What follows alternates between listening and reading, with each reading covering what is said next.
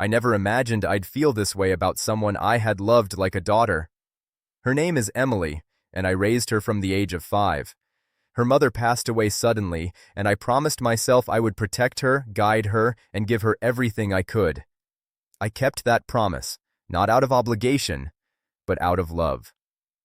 Emily was everything a parent could hope for: bright, curious, full of life, and endlessly trusting.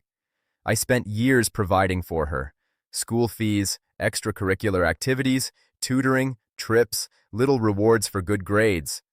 Every cent I earned, I poured into her happiness, into her security, into the hope that one day she would thrive as an independent, strong woman. When she got engaged, I felt a mix of joy and pride. This was the culmination of all those years of care, sacrifice, and love. I took it upon myself to fund her wedding entirely, sparing no expense. Every flower, every dress, every decoration, every banquet. I made sure it was perfect. I wanted her to feel celebrated, cherished, and safe. I wanted her to see that family isn't just biological, it's about love, commitment, and support. I was blindsided by betrayal. The day of the wedding, everything seemed perfect. Emily smiled as she walked down the aisle, radiant and happy. Her new husband, Mark, looked proud and confident. Guests clapped, music played, and I felt the swell of emotion in my chest. This was my daughter, the girl I had raised, nurtured, and sacrificed for. This was the moment I had dreamed of. But then, as the reception went on, the whispers started. People at the table next to me, acquaintances of Emily and Mark, began to talk about debts, secret payments, and hidden grievances. I didn't understand at first, but soon it became clear. They had lied to me. Every cent I had given, every effort I had made to make the wedding perfect, had been taken for granted. Mark and Emily had secretly convinced vendors to overcharge, pocketed portions of the funds, and even borrowed from friends without informing me. I felt my stomach turn. The girl I had raised, the woman I had supported in every possible way, had conspired against me. The betrayal wasn't just financial, it was emotional. They had treated my love, my sacrifice, and my trust as disposable, as if everything I had done was simply part of the price they expected me to pay.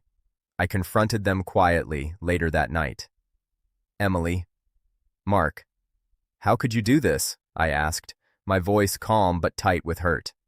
Emily's eyes flickered, avoiding mine. Dad, it's not like that, she said, but her words rang hollow. Mark didn't even meet my gaze.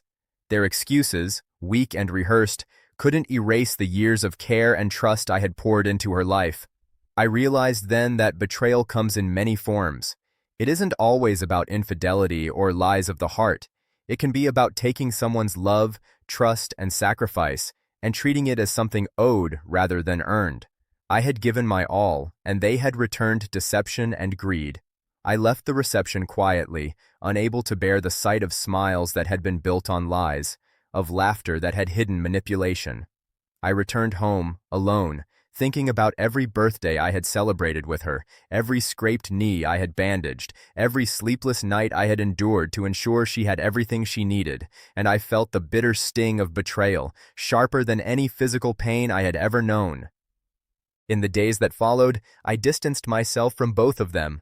I realized that some wounds cannot be healed with words, apologies, or forced reconciliation. Love and sacrifice are powerful, but they cannot protect you from those who choose greed and deceit over gratitude and respect. I began to rebuild my sense of self. I reminded myself that my worth is not determined by how others treat me, no matter how close they are.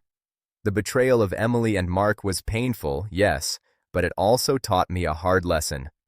Love does not guarantee loyalty, and sacrifice does not guarantee respect. I still think of Emily sometimes. She was my daughter in every sense except biology, and I loved her as fiercely as any parent could. But I also know now that love alone isn't enough to prevent betrayal, and while I mourn the loss of trust, I am determined not to let it destroy me. Betrayal is cruel, but it also clarifies. It shows you who truly values you, who respects your sacrifices, and who is willing to honor the love you give.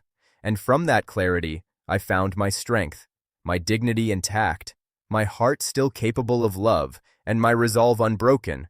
I may have been betrayed, but I will not be defeated. I will continue to love, to care, and to give, but I will also protect myself from those who would exploit my trust.